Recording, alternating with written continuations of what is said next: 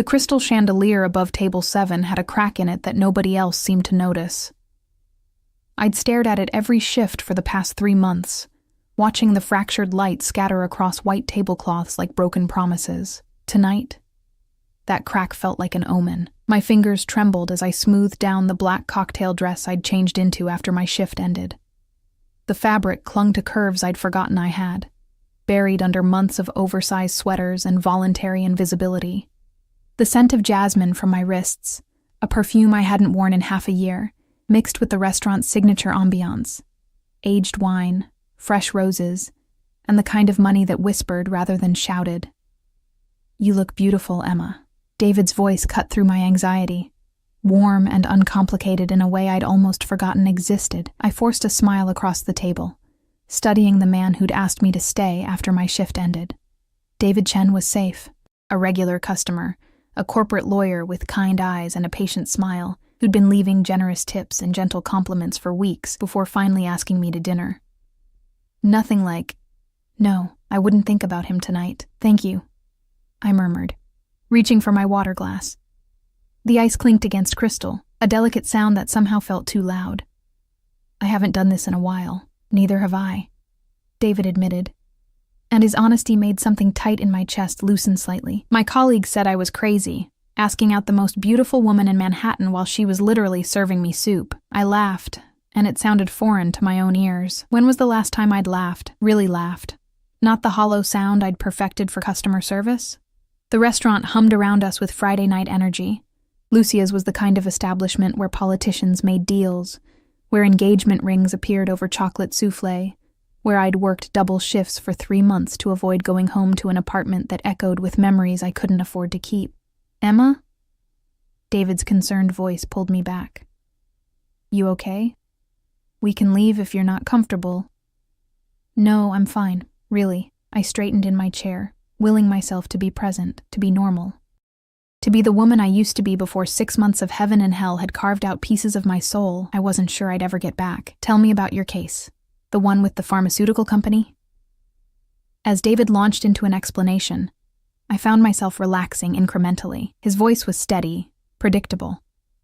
There was no undercurrent of danger, no weight of unspoken threats, no bodyguards lurking in shadows, no sudden phone calls that would end our evening without explanation. This was what normal people did. They went on dates.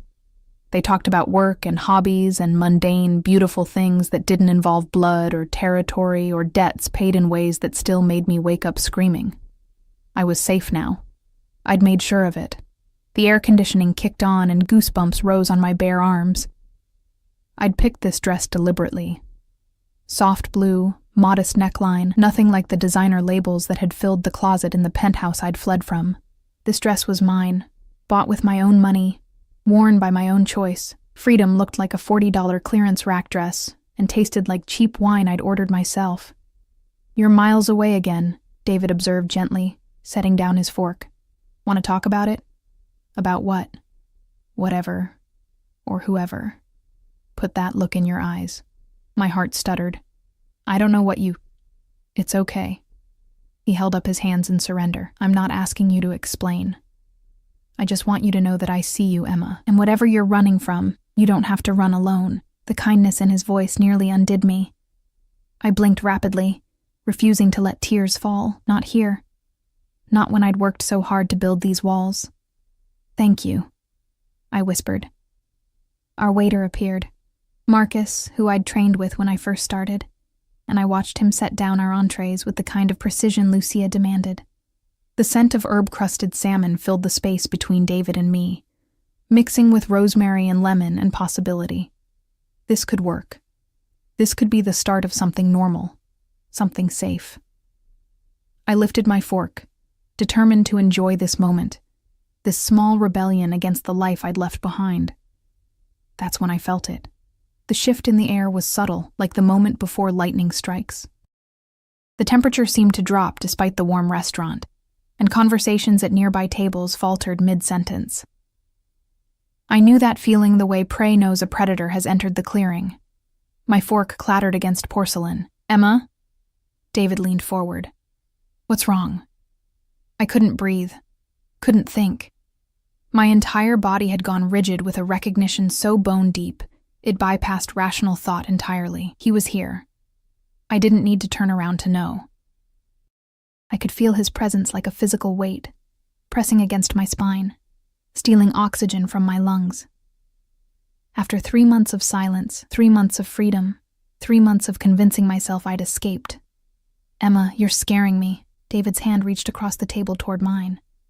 "Don't touch me," I wanted to scream. Don't give him a reason, but it was too late. The moment David's fingers brushed mine, I heard it. The sound that still haunted my nightmares. The measured click of Italian leather shoes against hardwood, slow and deliberate. A predator's approach. Every instinct screamed at me to run, but I was frozen, a butterfly pinned to velvet, as those footsteps grew closer. The restaurant had gone peculiarly quiet. I noticed it peripherally. The way conversations died. The way even Marcus had stopped mid-service, his face pale as he recognized whoever was approaching. "Emma." David's voice had changed, gained an edge of concern that made him sound younger than his 35 years. "Do you know someone here?" I managed to shake my head, a lie that tasted like ash. The footsteps stopped. I could smell him now. That distinctive cologne, custom-blended and obscenely expensive. Cedar and smoke and something darker that I'd never been able to name. It mixed with the scent of power, of danger, of everything I'd tried to forget. "Excuse me." The voice came from directly behind me, smooth as aged whiskey and twice as dangerous. American accent with the barest hint of something else, something that spoke to heritage and old-world violence. "I believe you're sitting in my table." My eyes closed. God, I'd missed that voice. God, I'd hated that I missed it. David bristled. "I'm sorry, but we reserved this table." "There must be some mistake. The mistake," that voice continued, still addressed to David but burning into the back of my neck like a brand, "is thinking you could sit across from what belongs to me." The possessive pronoun hit me like a physical blow. I forced myself to turn. Alessandro Vitale stood 3 feet away, and time hadn't diminished him at all. If anything, 3 months had honed him into something even more dangerous. 6'3" of tailored menace in a suit that cost more than I made in a year. Charcoal gray that somehow made his dark eyes look black in the restaurant's lighting. His jaw was carved granite, his cheekbones sharp enough to cut. And that mouth, that beautiful, cruel mouth, was set in a line that promised violence. But it was his eyes that destroyed me. Dark, fathomless, and burning with something between fury and hunger that made my knees weak even sitting down. Behind him, I could see Marco and Vincent, his ever-present shadows. Both men were dressed in dark suits. Both had the kind of bulges under their jackets that spoke to concealed weapons, and both were watching David with the focused attention of wolves sizing up prey. Alessandro. His name escaped my lips before I could stop it, barely a whisper, and I watched something flash across his face. Triumph? Pain? Cucciola. Little one. The endearment fell from his lips like a caress and a curse combined. "Did you really think you could hide from me in my own city?" David stood up abruptly, his chair scraping loudly. "Look, I don't know who you are." Alessandro's gaze finally left me, sliding to David with the lazy attention of a predator noticing an insect. He didn't speak. He didn't need to. The look alone made David take an involuntary step backward. "Sit down," Alessandro said quietly. To my horror, David sat. That's when I knew nothing had changed. Alessandro Vitale commanded rooms the way other men breathed, effortlessly, absolutely. The man who controlled half of New York's underground, who made politicians nervous and police commissioners disappear, who'd held my heart in hands stained with blood and sin. The man I'd loved. The man I'd fled from. The man who was looking at me now like I'd committed the ultimate betrayal.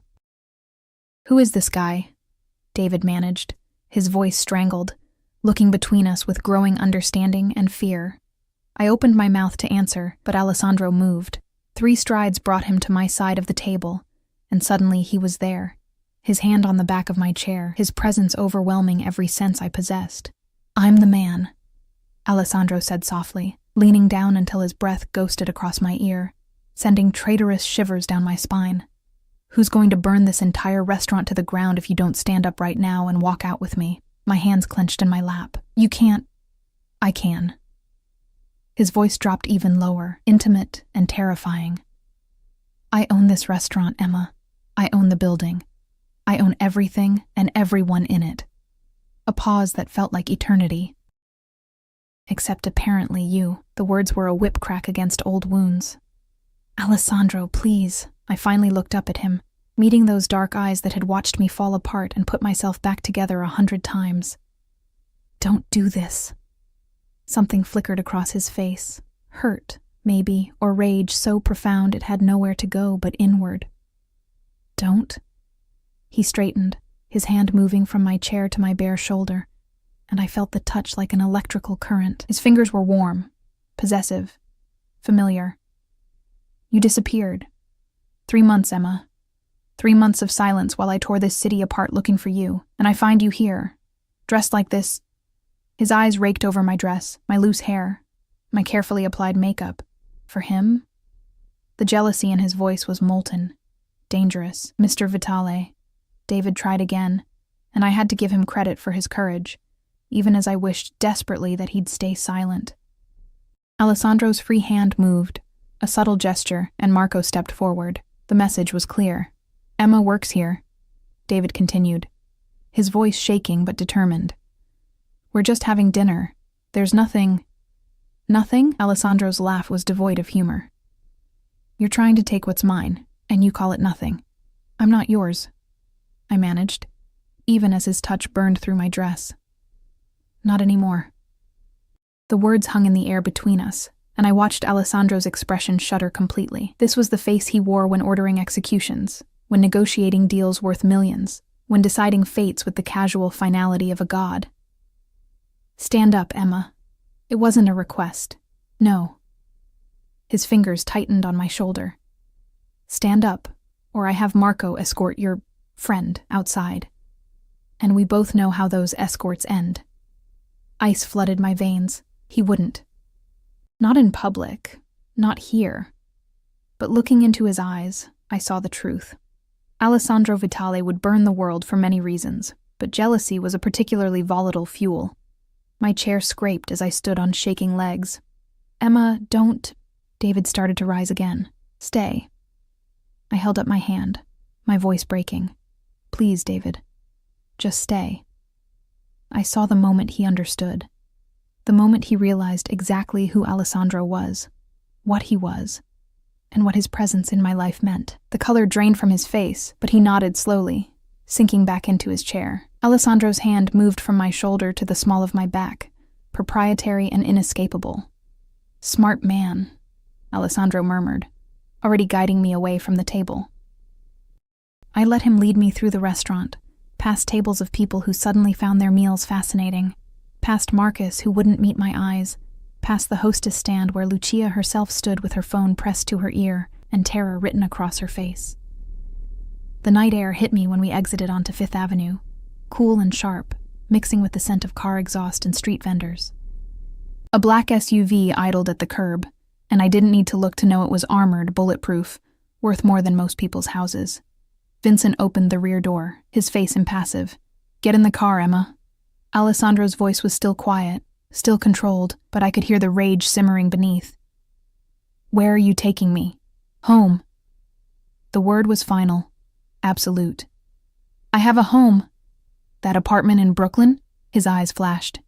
The one with the broken lock and the fire escape any idiot could climb? That's not a home. That's a coffin I allowed you to live in while I waited for you to come to your senses.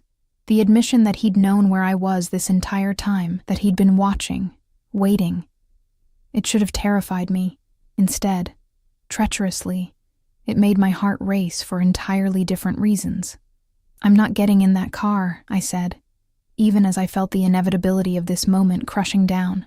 Alessandro stepped closer, eliminating the space between us, and I had to tilt my head back to maintain eye contact. This close, I could see the shadows under his eyes, the new lines bracketing his mouth. He looked like a man who hadn't slept in 3 months. He looked like I felt.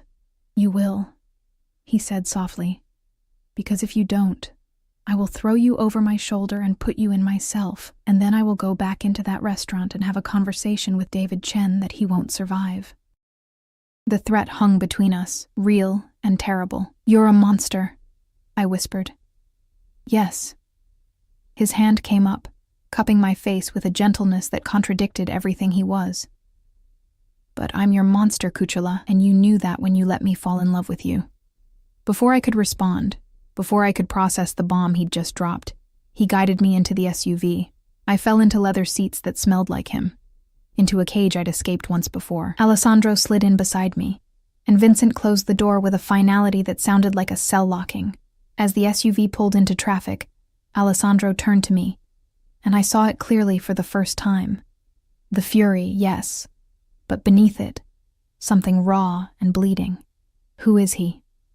The question was barely controlled. Tell me his name again so I can decide how slowly he dies. And I realized, with a sinking horror, that my attempt at freedom had just condemned an innocent man. Word count. 2089, bloco concluído. Aguardo sua autorização para continuar com o bloco 2. Ok 10:52. EM perfeito. Continuando com o bloco 2. Block 2. The city lights blurred past the tinted windows, streaking gold and red across Alessandro's face like war paint. He hadn't looked at me since his question hung unanswered between us, his jaw so tight I could see the muscle jumping beneath his skin. His hands rested on his thighs, deceptively calm, but I knew better. I'd seen those hands gentle and destructive in equal measure. His name is David Chen, I finally said, my voice steadier than I felt. He's a lawyer, corporate law. He has nothing to do with your world, Alessandro. He doesn't even know who you are. He knows now. The words were clipped, final. Everyone in that restaurant knows now. By morning, all of Manhattan will know that Emma Castellano went on a date with a dead man walking. Don't call me that. The surname hit like a slap. I never took your name. We were never married? He turned to me finally, and the look in his eyes made my breath catch. No, Kuchela, we were something much more binding than that. The SUV took a corner smoothly, Marco driving with the practiced ease of someone who'd navigated these streets 1,000 times, while his boss conducted business in the back seat. I didn't want to think about what kind of business. Where are we going? I asked, though part of me already knew. I told you. Home, the penthouse. Not a question. Where else would I take you? His hand moved and I flinched involuntarily. The reaction made him freeze, something like pain crossing his features before the mask slammed back down. I'm not going to hurt you, Emma. You just threatened to kill a man for buying me dinner. That's different. His hand completed its journey to my face, thumb brushing my cheekbone with devastating tenderness. Hurting him protects you. I would never hurt you. The logic was insane, twisted, pure Alessandro. In his world, violence and love weren't opposites. They were different expressions of the same obsessive devotion. I turned away from his touch, staring out the window as we crossed into Midtown. You can't keep me prisoner. Can I? The question was mild, almost curious. You left, Emma. You walked out of the safest place in New York and moved into a building where 3 muggings happened last month. You took a job at a restaurant where drunk men proposition you every night. You went on a date with a stranger who could have been anyone, done anything. He's not a stranger, and I can take care of myself, like you did tonight. His voice hardened. Sitting there in that dress, smiling at him like you weren't terrified. I saw your hands shaking when you reached for your water. I saw you flinch every time someone walked past your table. You're not safe, Emma. You've never been safe. Not since the moment you witnessed. Don't. I cut him off. Don't use that as an excuse. You know what happened that night isn't why I left. Silence filled the car, heavy and suffocating. The night I'd witnessed Alessandro execute a traitor in his own office was the night that should have sent me running. But it wasn't. God help me, it wasn't. I'd understood that violence, had even accepted it in some dark corner of my soul that recognized justice when it wore a 3-piece suit. No. I'd left for a much simpler, much more terrifying reason. I'd left because I was falling so completely into Alessandro Vitale's world that I was losing myself. Because every time he touched me, I forgot why loving him was dangerous. Because I'd started to crave the cage he'd built around me, gilded and suffocating and perfect. I'd left because staying meant surrendering completely, and I wasn't sure I'd survive that kind of obliteration. The SUV pulled into an underground garage I remembered too well.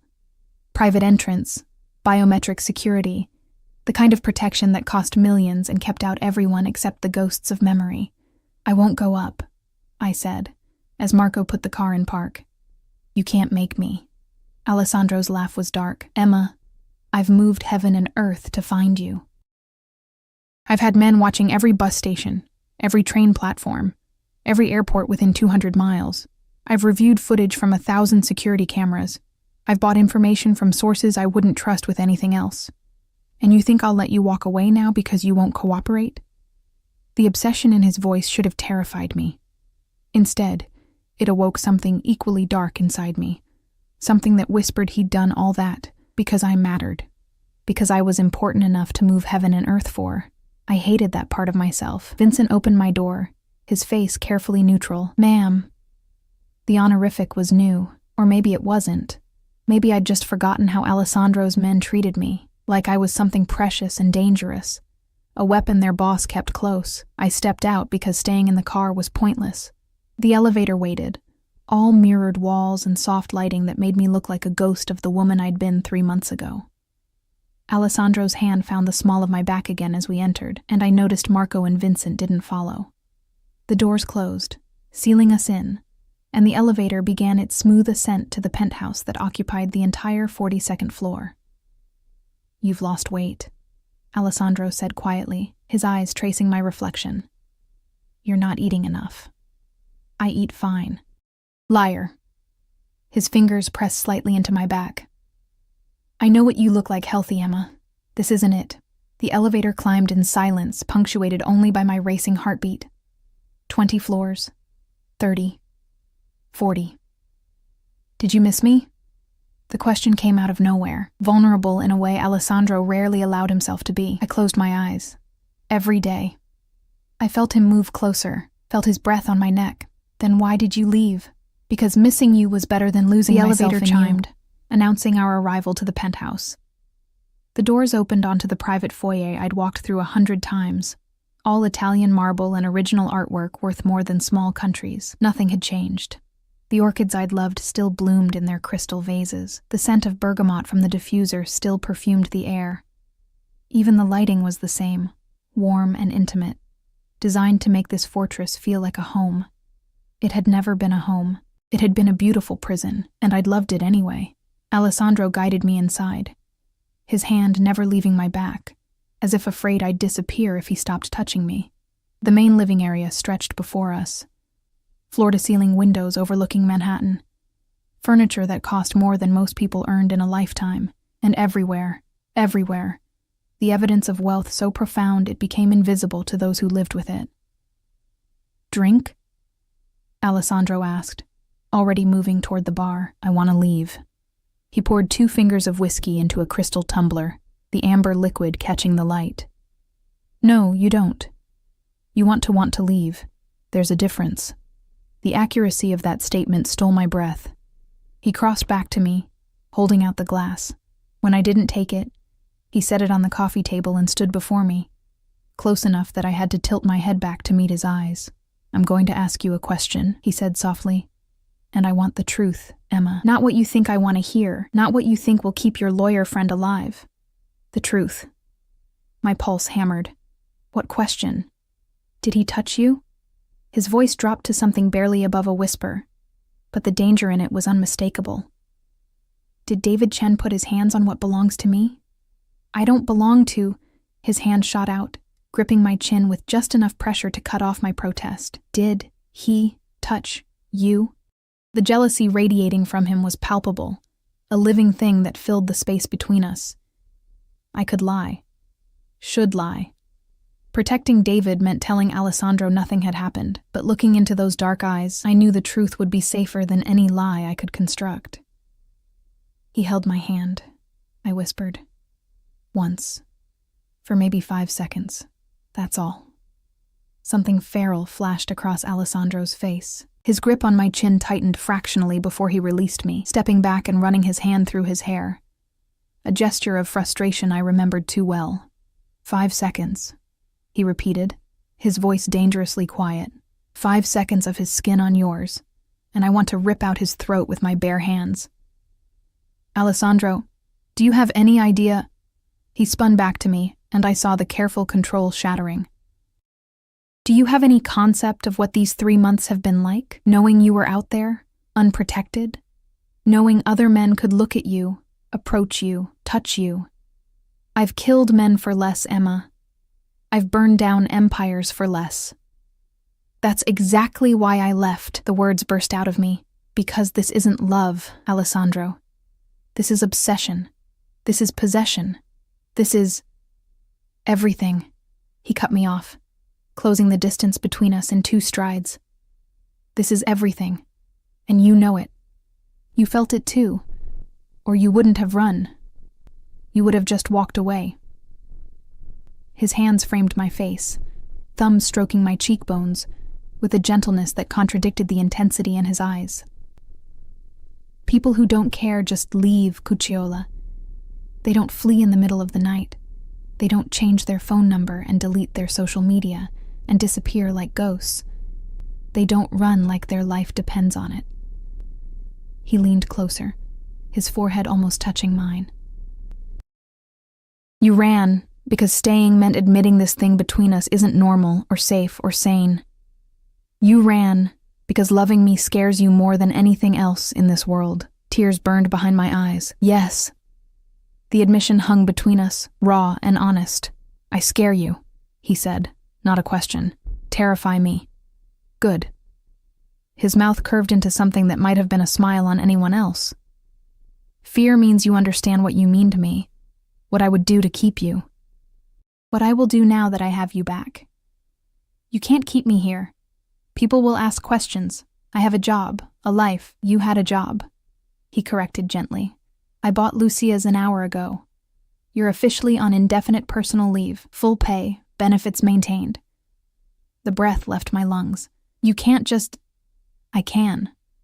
I did. He released my face, moving to the windows that overlooked the city. Your landlord was very understanding when I explained that your lease would be terminated early. Your possessions are being packed as we speak. They'll be here by morning.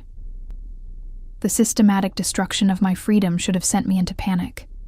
Instead, I felt a treacherous relief that I immediately hated myself for. This is kidnapping, I said weakly. This is protection. He turned back to me, and his expression held something between tenderness and terror. 3 months ago, someone tried to use you to get to me. Did you forget that? Did you forget the bullet that shattered the car window 6 inches from your head? Did you forget the note they left, detailing exactly how they'd make you suffer to hurt me? I hadn't forgotten. The memory still woke me up screaming. You left before I could eliminate the threat, Alessandro continued.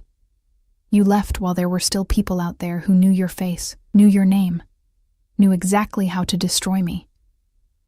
He crossed back to me, and I saw genuine fear beneath the anger. Do you understand what that did to me? Knowing you were vulnerable and I couldn't protect you, I was careful. You were visible. His voice finally rose. You worked in a public restaurant. You lived in a building with no security. You went on dates with men whose backgrounds you didn't check, whose families you didn't investigate, whose loyalties you couldn't verify. Because that's what normal people do, Alessandro. Normal people don't run background checks on everyone they meet. Normal people don't live in fortresses. Normal people get hurt. He finished quietly. Normal people become collateral damage in wars they don't even know are being fought. Normal people die, Emma, and I will not let you be one of them. The protective fury in his voice broke something inside me. This was why I'd fallen for him. Not the money or the power or the danger, but this, the absolute unwavering certainty that I mattered, that I was worth protecting, worth obsessing over, worth moving heaven and earth for. In Alessandro's world, I wasn't invisible. I was everything. I can't live like this, I whispered, even as I felt myself surrendering. trapped in a gilded cage, waiting for you to decide when I can breathe, where I can go, who I can see. Then we'll negotiate." He pulled me against him, and I didn't resist. Let myself feel the solid warmth of him, the steady beat of his heart beneath my cheek. "Tell me what you need to feel less trapped. Tell me what freedom looks like inside the parameters of keeping you alive." His arms wrapped around me, and I felt 3 months of tension bleed out of his body. He was shaking slightly, I realized. This dangerous, powerful man was trembling because he was holding me again. "I need to finish my degree," I said into his chest. "Columbia won't hold my spot forever." "Done. I'll arrange private security for campus. I need to see my sister. She's been worried. Marco will bring her here tomorrow, and before you ask, yes, she's been under protection this whole time. I wasn't going to let them use her to get to you." Of course he'd been protecting Shannon. Of course he'd thought of everything. "And David?" I asked quietly. Alessandro's arms tightened. "What about him?" "You let him live. No retaliation. He didn't know. He touched you. For 5 seconds.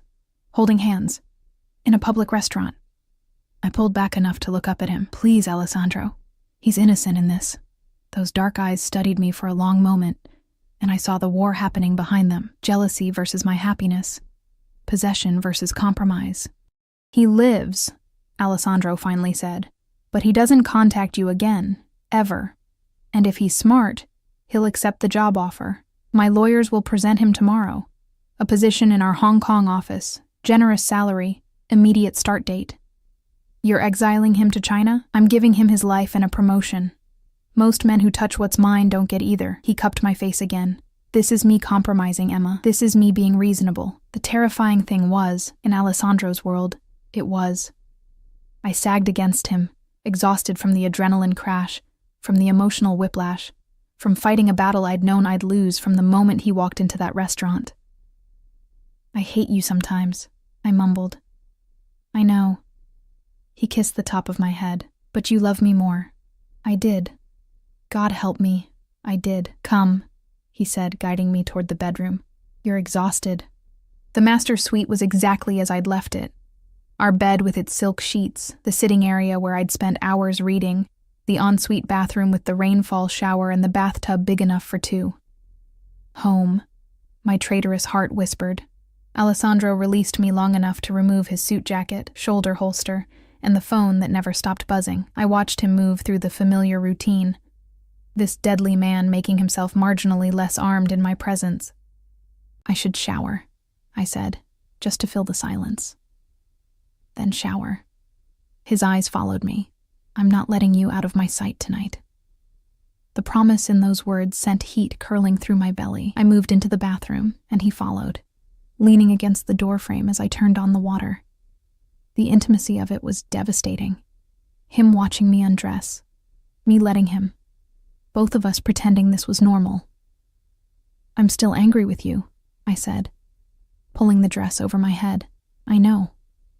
His eyes darkened as I stood before him in just my underwear. "I'm still furious with you too." "Then we're even."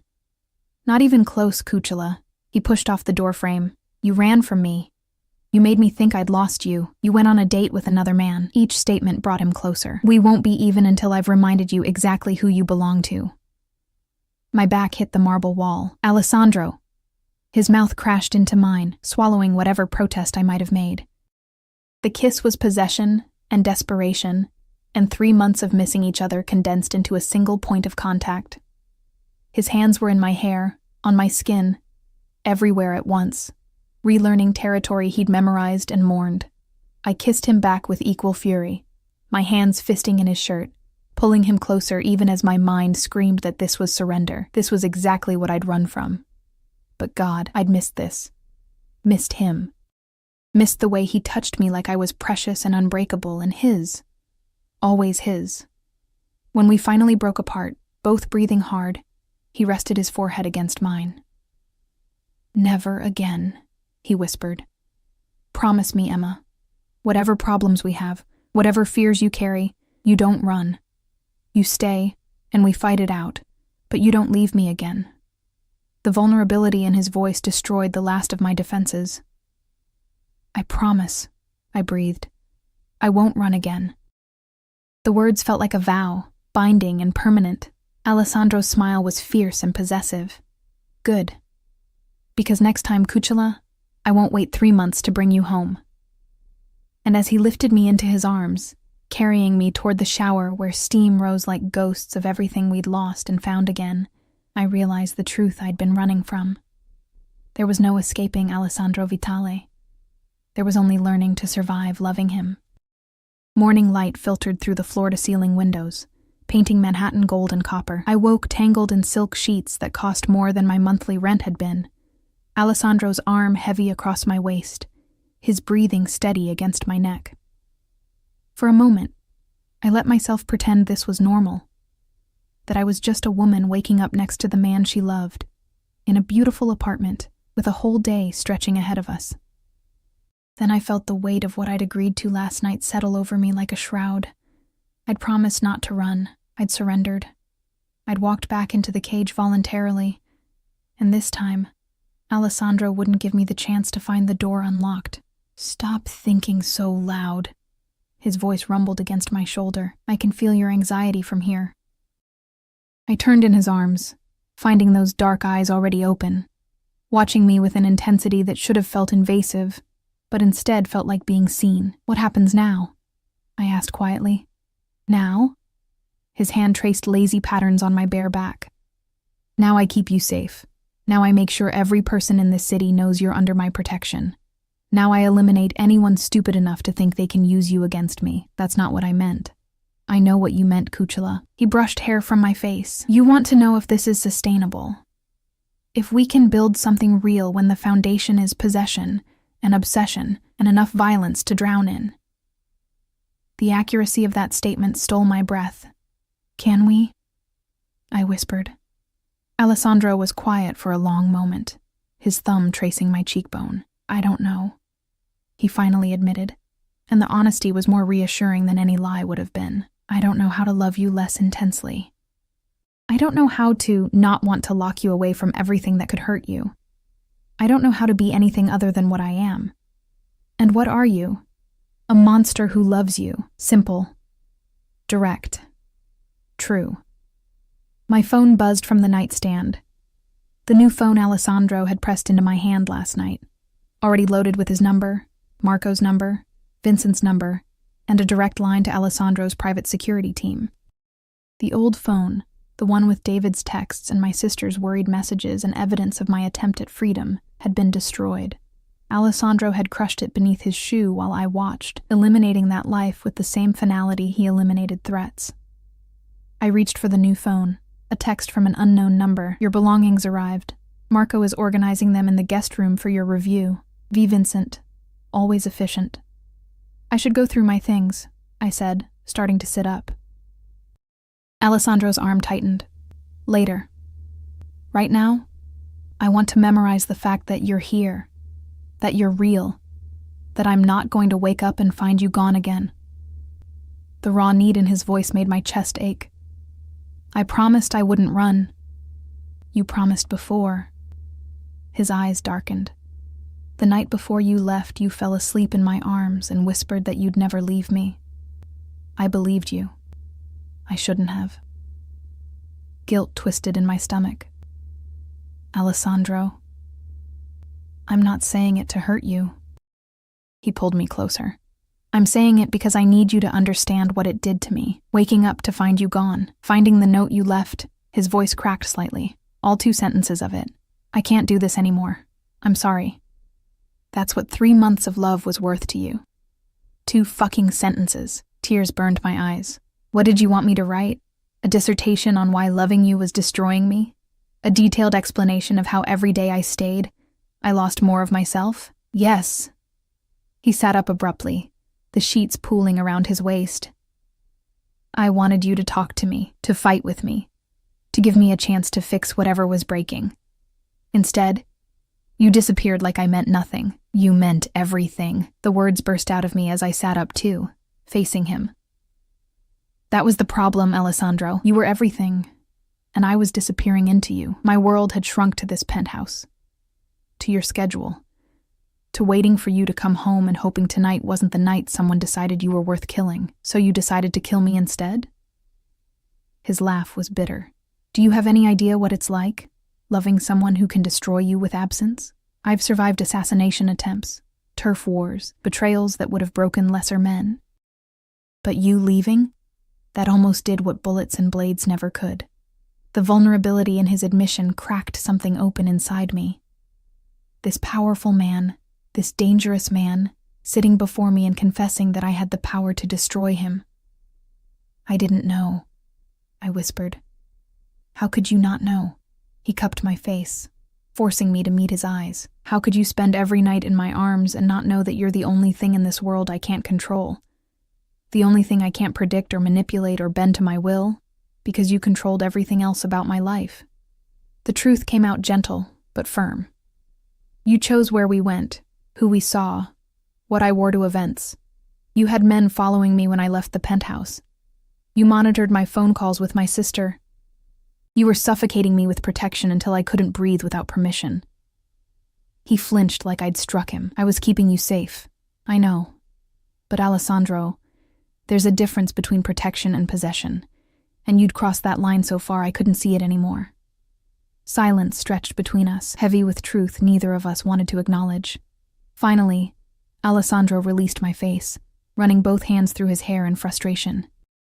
So what do you want from me? To pretend I'm not what I am? To let you wander the city unprotected while people who want to hurt me look for weaknesses? To watch other men touch you and smile and do nothing? No. I took his hands, lacing our fingers together. I want you to find a middle ground between locking me in a tower and letting me get killed. I want you to trust that I can be smart about my safety without needing armed guards at the grocery store. I took a breath. I want to matter to you as more than just a possession to be protected. You do matter. As a person, Alessandro, with thoughts and dreams and a life that exists beyond being yours. He looked at our joined hands, his jaw working. I'm trying to understand, but everything in me screams to lock you away where nothing can touch you. Where you're safe, where you're mine and only mine. I know. I squeezed his hands. And I'm trying to understand that your love language is obsessive protection. But we have to meet somewhere in the middle, or this will never work. What does the middle look like? It was such a genuine question, asked with such honest confusion, that I almost laughed. Alessandro Vitale, who negotiated billion-dollar deals and commanded an empire built on violence and fear, genuinely didn't know how to compromise in a relationship. It looks like you letting me finish my degree at Columbia, I started. With reasonable security that doesn't involve armed guards in my classes. He nodded slowly. Continue. It looks like me checking in with you when I'm going somewhere, not because you demand it, but because I want you to know I'm safe. Another nod. It looks like you asking before you make decisions that affect my life. Not telling me you bought the restaurant where I work. Not moving my things without permission. Asking. Like I'm a partner, not a possession. This one made him wince, but he nodded again. And it looks like you working on the jealousy, I added quietly.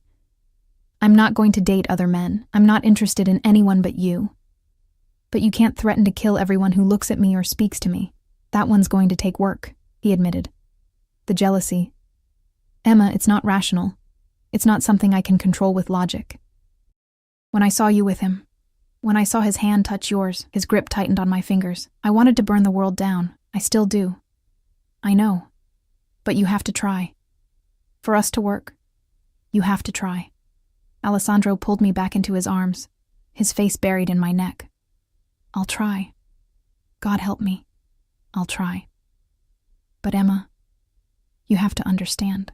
Some things won't change. I will always have you protected. I will always know where you are. I will always eliminate threats before they get close to you. Those aren't negotiable. I know.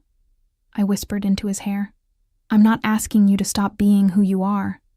I'm just asking you to let me be who I am too. We stayed like that, wrapped in each other, as the morning sun climbed higher over Manhattan. Outside these walls, Alessandro's empire demanded his attention. His phone had been buzzing relentlessly on the nightstand, but for this moment, we existed in a bubble of tentative understanding. A sharp knock interrupted our peace. What? Alessandro called, not releasing me. Marco's voice came through the door. Boss, we have a situation. Romano's men were spotted near Columbia. Looks like they're positioning. Every muscle in Alessandro's body went rigid. How many? 4 that we've identified. Could be more. Alessandro's arms tightened around me protectively, and I felt the shift in him, from lover to predator in the space of a heartbeat. Lock down the building, he ordered. Get Vincent and the team here. I want eyes on every entrance, every exit. And Marco, find Romano. I don't care if you have to turn over every stone in this city. Find him. Yes, boss. Footsteps retreated, and Alessandro finally pulled back to look at me. His face had transformed into the mask I'd seen him wear when conducting business. Cold, calculating, dangerous. This is what I was afraid of, he said quietly. This is why I couldn't let you stay in that apartment. Romano's been quiet since you left. I thought maybe he'd moved on, found other targets, but now he knows I'm back, I finished. Now he knows I have my weakness back. Alessandro stood, already reaching for his phone. Get dressed. We need to brief the security team, and then you're going to tell me everywhere you went in the last 3 months. Everyone you talked to, anyone who might have seen you. The fear in his voice made my blood run cold. Alessandro. Who is Romano? He turned back to me, and for the first time since I'd known him, I saw something close to fear in his eyes. He's the man who tried to kill you 3 months ago, Alessandro said. He's the man whose brother I executed for betrayal, and he's the man who swore he'd take everything I love before putting a bullet in my head. My hands started shaking. The note, the one you mentioned, detailed exactly how he'd make you suffer. Exactly how he'd use you to break me before ending us both. Alessandro crossed back to me, gripping my shoulders. This is why I need you to understand. This isn't paranoia or obsession for the sake of it. There are real threats, Emma, people who would hurt you just to watch me bleed. Then we deal with them, I said, trying to sound braver than I felt. Together. No. His grip tightened.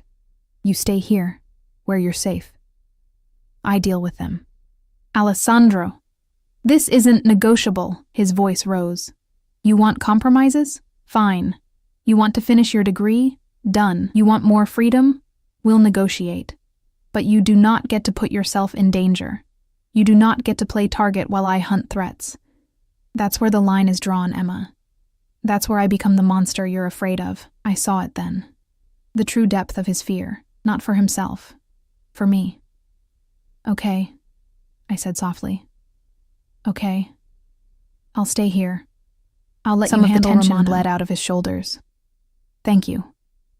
But Alessandro, I waited until he met my eyes. After you handle this, after the threat is gone, we go back to negotiating, because I won't live in fear forever, and neither will you. A ghost of a smile touched his lips. Deal. He kissed me, hard and desperate, then pulled away to start making calls. I watched him transform into the man who ran an empire, barking orders, coordinating movements, deploying resources with the efficiency of a general commanding troops. This was the man the city feared. This was the man who could make problems disappear with a phone call. This was Alessandro Vitale in his element, and I'd promised not to run from this. From him, from the danger that came with loving a man whose empire was built on violence. My phone buzzed. A text from a number I didn't recognize. Your sister is safe. She's asking about you. Should I bring her here? M. Marco, always thinking ahead. I texted back. Yes, but don't tell her everything. She worries. The response was immediate. Boss already briefed me. She'll know you're safe. Nothing more. I looked up to find Alessandro watching me while simultaneously talking on his phone. Even divided, his attention was absolute. He ended his call and crossed to me. Shannon will be here in an hour. Vincent's bringing her. She's been under protection since you left. She just didn't know it. Thank you for keeping her safe. She's your family. That makes her mine. He cupped my face. I need to go to the office, handle some things in person. Marco will stay with you. Vincent will return after he delivers Shannon. Don't answer the door for anyone else. Don't go near the windows. I'll be careful. I interrupted gently. I promise. He studied my face like he was memorizing it. If anything happened to you, it won't. I placed my hand over his heart, feeling it race beneath my palm. Go. Do what you need to do. I'll be here when you get back. You better be, Kuchela. He kissed me once more, fierce and possessive. Because if I have to hunt you down again, I'm never letting you out of my sight. Ever. It should have sounded like a threat. Instead, it sounded like a promise. And as I watched him leave, surrounded by his guards, his phone already pressed to his ear, I realized something that should have terrified me but instead brought strange peace. I'd stopped running. Not because I'd given up on freedom, but because I'd finally understood that freedom without Alessandro wasn't freedom at all. It was just another kind of prison. One where I was locked away from the only person who made me feel truly alive. Now I just had to survive the danger that came with that choice. Shannon arrived exactly 1 hour later, escorted by Vincent and looking simultaneously relieved and furious. My little sister, though at 23, she hated being called little, burst through the penthouse door and crossed the marble foyer in 5 angry strides before pulling me into a crushing hug. "You absolute idiot," she hissed into my hair. 3 months, Emma. 3 months of cryptic text saying you were fine, that you needed space, that you'd explain later. Do you have any idea how worried I was? I'm sorry. I mumbled into her shoulder, breathing in her familiar scent of vanilla and coffee. I'm so sorry, Shan. She pulled back, her green eyes, so like our mother's, scanning my face with the intensity of someone cataloging damage. You lost weight. You have circles under your eyes, and you're back here, with him. Which means... Her gaze cut to where Marco stood discreetly by the entrance. Everything you ran from is still true. It's complicated. It's always complicated with Alessandro Vitale. Shannon grabbed my hand, pulling me toward the living room and away from Marco's hearing. When we were seated on the plush sofa, she gripped both my hands. Emma, talk to me. Really talk to me. Not the sanitized version you think I need to hear. I looked at my sister. Brilliant, fierce Shannon, who'd raised me as much as I'd raised her after our parents died, who'd worked 2 jobs to help put me through school, who'd never asked for anything except honesty. I love him, I said simply. I love him, and it terrifies me. And I ran because I didn't know how to reconcile those 2 things. And now? Now I'm trying to figure out if love is supposed to feel this consuming. If it's supposed to make you lose yourself and find yourself simultaneously. I took a shaky breath. If it's supposed to feel like drowning and breathing for the first time all at once. Shannon's expression softened. Oh, Emma. I know it's insane. I know he's dangerous and possessive and probably a dozen kinds of wrong for me. But Shan, when I was away from him, I felt like half of myself was missing. Like I was walking around with a piece of my soul torn out. That's not love, Em, that's dependency. Is it? I challenged. Or is that what real love feels like when you've only ever had the shallow kind, when you've only ever dated safe men who made you feel comfortable instead of alive? Shannon was quiet for a long moment. He had me protected, she finally said. This whole time you were gone. I didn't know until Vincent told me this morning. But there were men watching my apartment, my work, everywhere I went. Alessandro Vitale kept me safe because I'm your sister. I know. That level of care, of thoroughness. She hesitated. That's not just about possession, Emma. That's about genuinely caring what happens to the people you love. I blinked in surprise. You're defending him? I'm trying to understand him. There's a difference. Shannon squeezed my hands. Look, I'm not going to pretend I'm comfortable with this. The man runs a criminal empire. He's dangerous. He literally threatened someone last night for taking you on a date. Vincent told me about that too. He didn't hurt David, because you asked him not to. But Emma, he wanted to. That's the point. His first instinct was violence, and only you stopped him. Her eyes searched mine. Is that really what you want? To be the only thing standing between Alessandro's jealousy and bloodshed? The question hit harder than I expected. I don't know.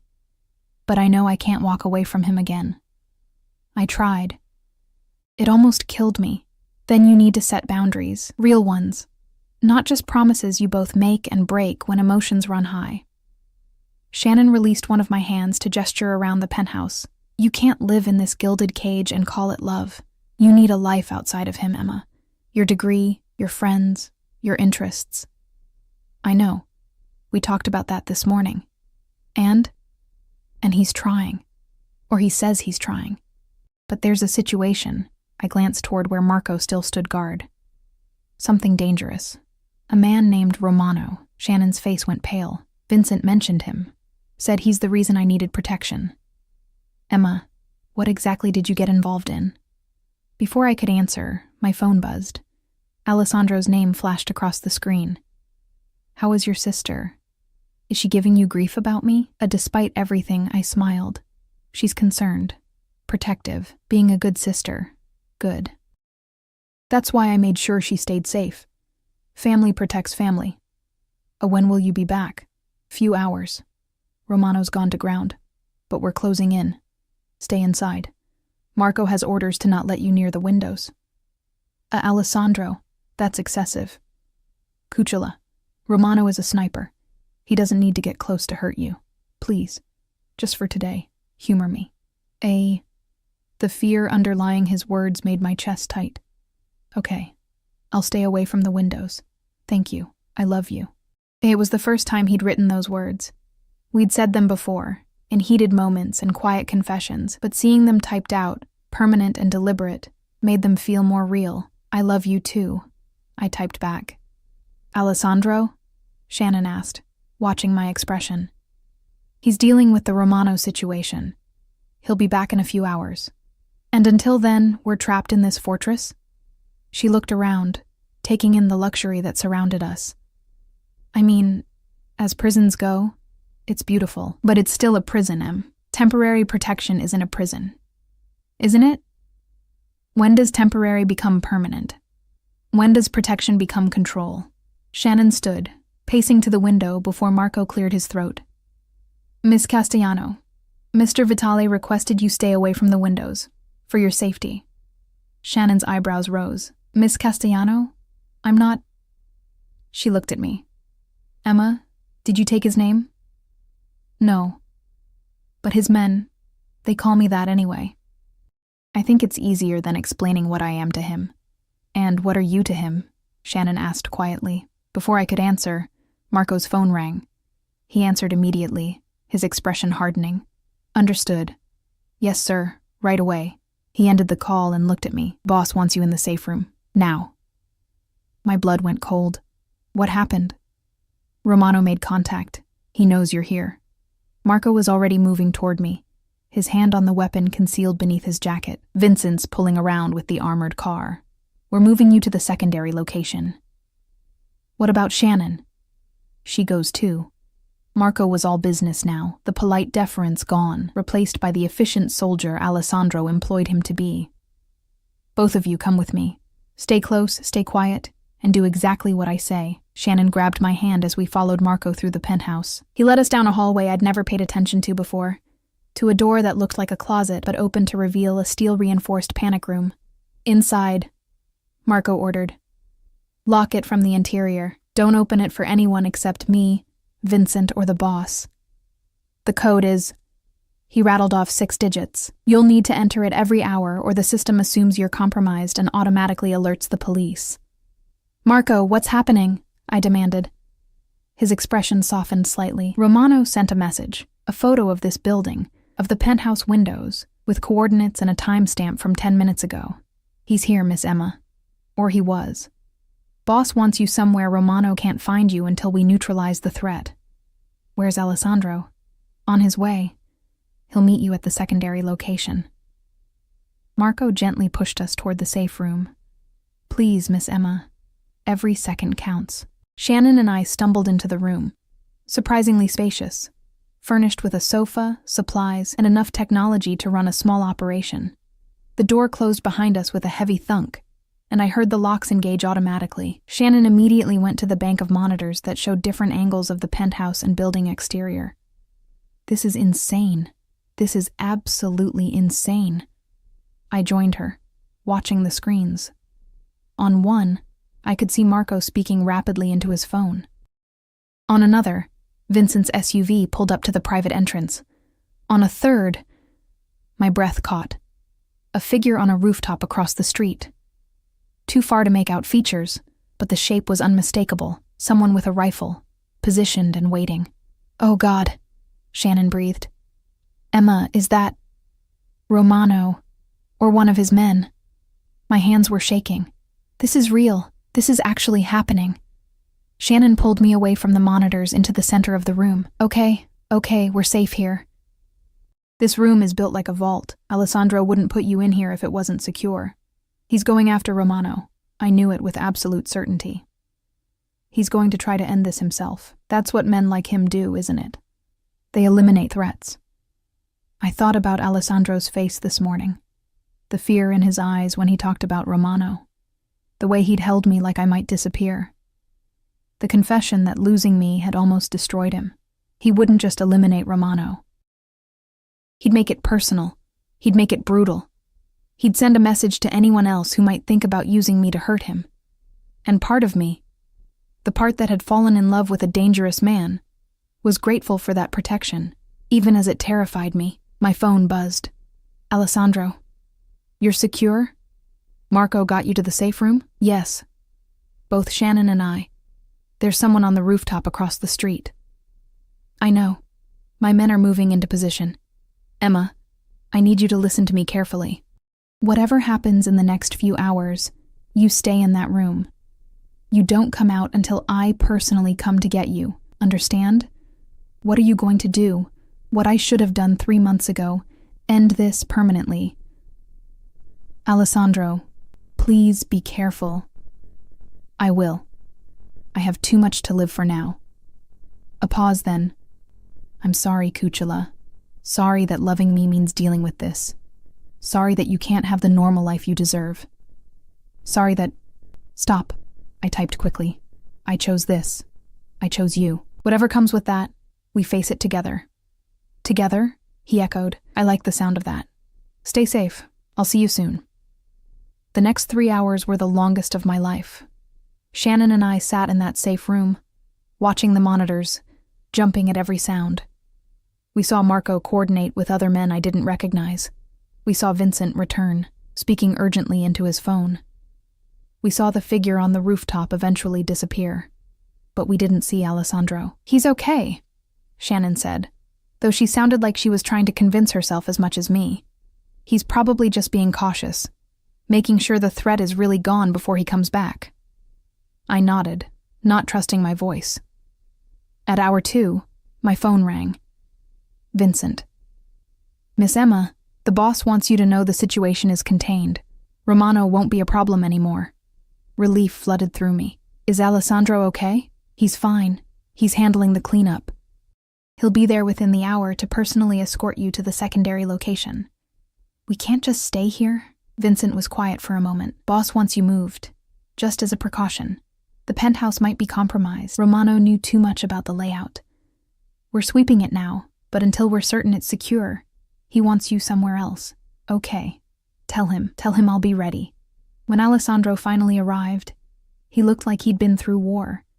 His suit jacket was gone, his shirt sleeves were rolled up, and there was a bruise forming along his jaw. But he was alive, whole, and the moment the safe room door opened and his eyes found mine, I saw the tension bleed out of him. "Emma." My name was a prayer and a curse. I launched myself at him, and he caught me, lifting me off my feet as his arms banded around me. "It's over," he murmured into my hair. "It's over, Cucciola. Romano's gone.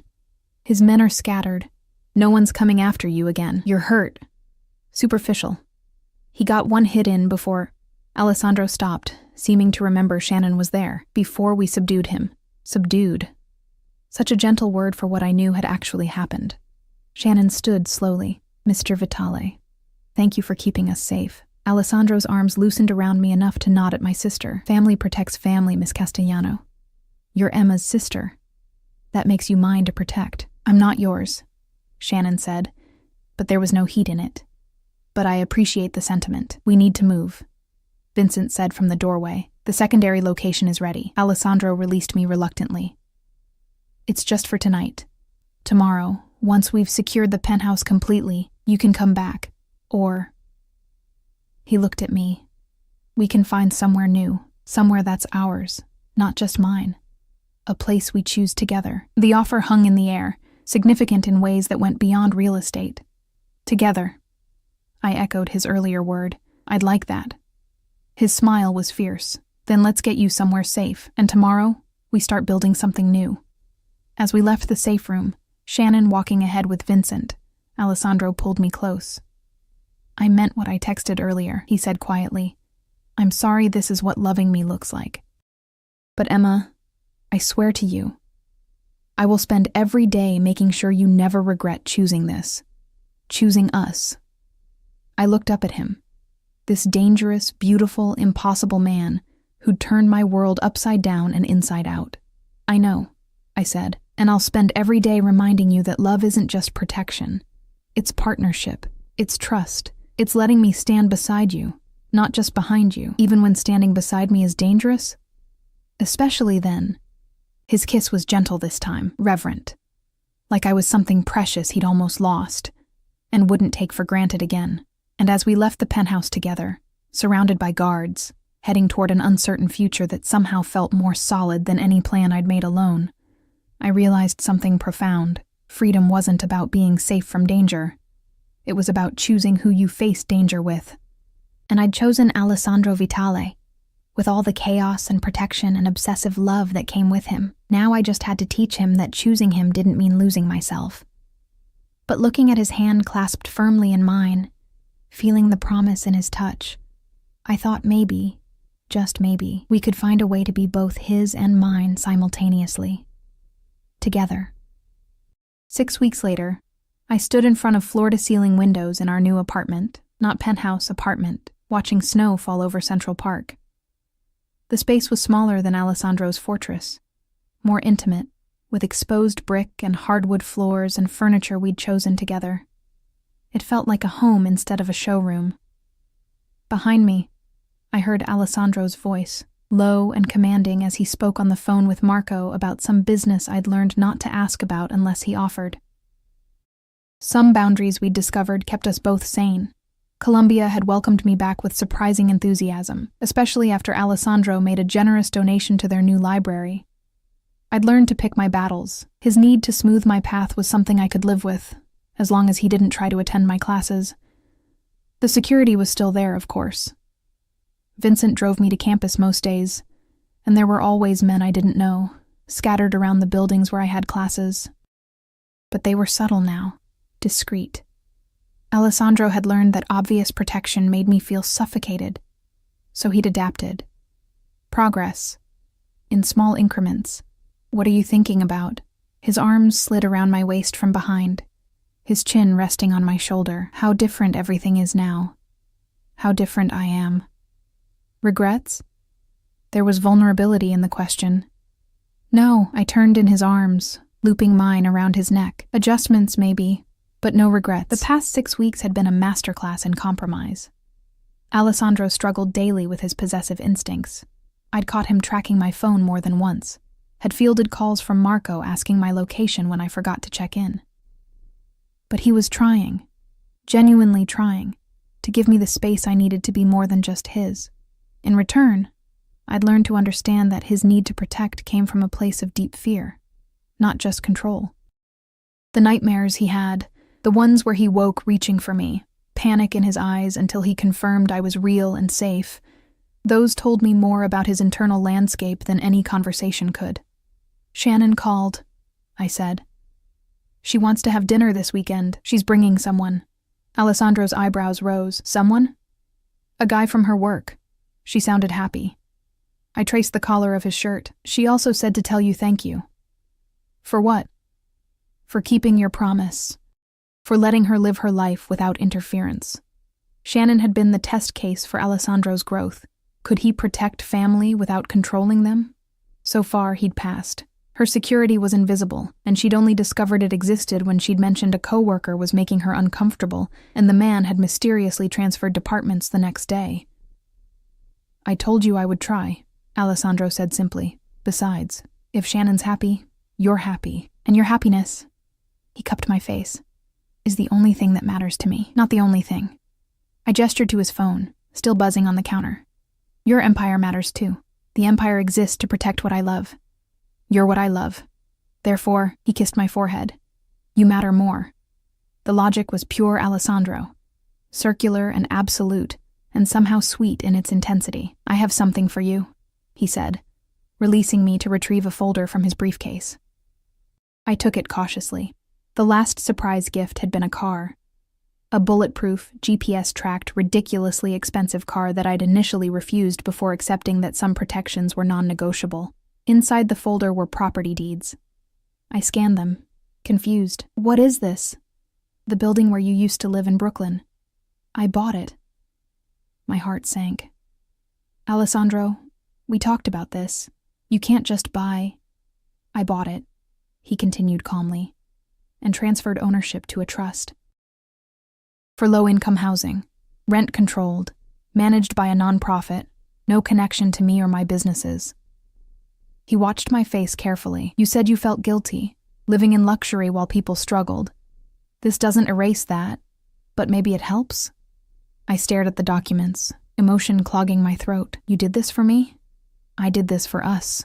You needed to know that being with me didn't mean abandoning your values, that my wealth could do more than just protect, it could help.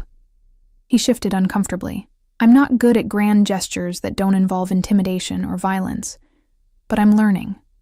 I set the folder down and kissed him, pouring everything I felt into it. Gratitude, love, hope for what we were building together.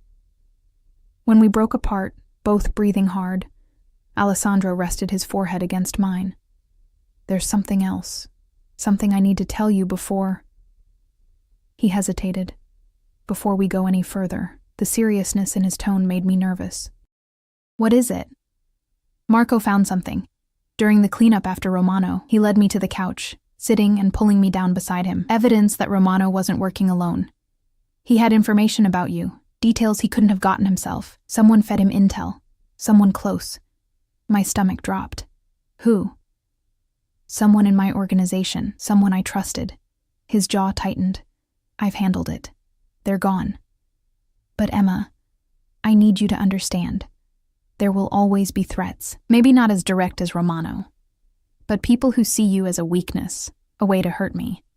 I can minimize the danger, but I can't eliminate it entirely. I know. I took his hands. I've known that since the beginning, Alessandro. Loving you means accepting that risk. Does it, though? He looked at me with an intensity that stole breath. Because I've been thinking about what you said, about wanting a normal life, about the danger of being with me. And I realized something. I can't give you normal. I can't give you safe. But maybe... He reached into his pocket. I can give you a choice. He pulled out a small velvet box, and my heart stopped. This isn't a proposal, he said quickly, opening it to reveal a ring, simple, elegant, a single diamond that caught the light. Not yet. Not until you finish your degree, until you've had time to build a life that's yours, not just ours. But it's a promise that when you're ready, if you're ready, I'll ask. And if you say yes, I'll spend every day earning that yes. Tears blurred my vision. Alessandro, you don't have to answer now. You don't have to answer ever if this life is too much. But I needed you to know, his voice cracked slightly, I'm not just trying to keep you. I'm trying to build a future where you want to stay. I looked at the ring, at this impossible man, at the life we'd been constructing through trial and error and stubborn determination. Can I try it on? I whispered. His sharp intake of breath was answer enough. With trembling fingers, he slid the ring onto my right hand, not the left, not yet, but a placeholder for possibility. It fits, I said stupidly, watching light dance across the stone. I had it sized 3 months ago when you first left. I thought, he laughed bitterly.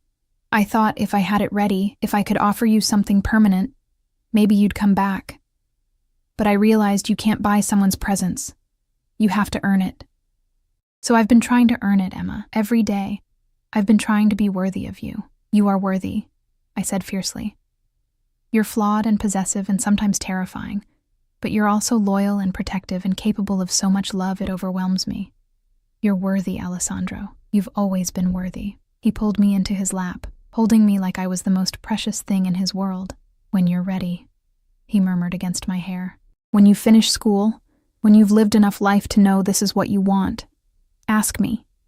You ask me, Kuchela. You decide when, and I'll wait. However long it takes, I'll wait. The reversal was significant, putting the power in my hands, letting me control the timeline. It was perhaps the most profound gesture of trust he could offer. 2 years, I said.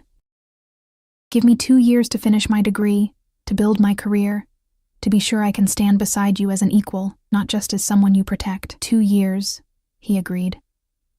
And in that time, I'll prove to you that loving me doesn't mean losing yourself, that we can build something that honors both of us. We sat like that as snow continued to fall outside, wrapped in each other, and in the promise of a future we'd construct together. Shannon would laugh when she saw the ring, would demand to know all the details, would probably threaten Alessandro with creative violence if he hurt me. Marco and Vincent would continue their silent vigil, protecting from shadows. Columbia would challenge me academically while Alessandro's name opened doors I'd have to work twice as hard to prove I deserved. It wouldn't be easy. Loving a man like Alessandro Vitale would never be simple or safe or normal, but it would be real. It would be mine. It would be ours. My phone buzzed. Shannon, texting about dinner plans. Alessandro's phone rang. Marco, reporting on something that required attention. Life continued around us, demanding and complex and full of the small moments that built a relationship. I should get that, Alessandro said, but didn't move to answer. You should, I agreed, but tightened my hold on him. We smiled at each other, acknowledging the irony.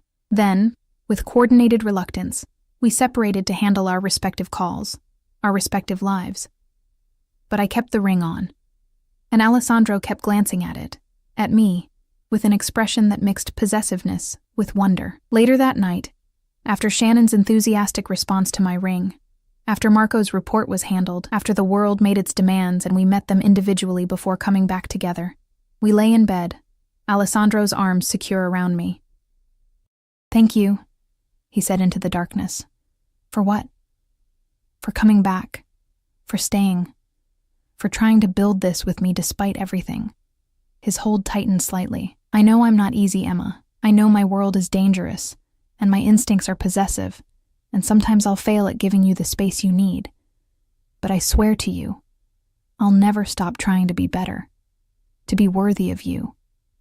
I turned in his arms, finding his face in the dim light filtering through the windows. And I swear to you, I'll never run again. When things get hard, when you drive me crazy with your overprotectiveness, when your world feels overwhelming, I'll stay. I'll fight with you, argue with you, push back against you. But I won't leave. Not anymore. Partnership, he said, testing the word. Partnership, I confirmed. You protect me from external threats. I protect you from becoming so consumed by that protection that you forget how to live. Deal? Deal. He sealed it with a kiss that started gentle and quickly became something else entirely, a reaffirmation of everything we'd promised, everything we were building, everything we'd learned about each other in the crucible of separation and reunion. When we finally broke apart, both breathless, Alessandro traced the ring on my right hand. 2 years, he murmured. I can be patient for 2 years. Can you? I teased. The man who bought my workplace because he couldn't stand me having a date? That was different. That was before we established boundaries. His eyes glinted with humor. Now I know I just have to trust that you'll come home to me. That this, he gestured between us, is strong enough to weather whatever comes. It is, I said with certainty. We are. And in that moment, wrapped in Alessandro's arms in the home we'd chosen together, the ring heavy with promise on my finger, I knew it was true. We weren't perfect. Our love wasn't safe or sane or remotely normal, but it was ours. Forged in fire, tested by separation, strengthened by the hard work of two people learning to honor both the connection and the individual. The city glittered outside our windows. Alessandro's empire hummed in the background, and tomorrow would bring new challenges, new negotiations, new moments where we'd have to choose each other again. But tonight, we were simply Emma and Alessandro, woman and man, equal partners in an extraordinary love. And that was enough. It was more than enough. It was everything.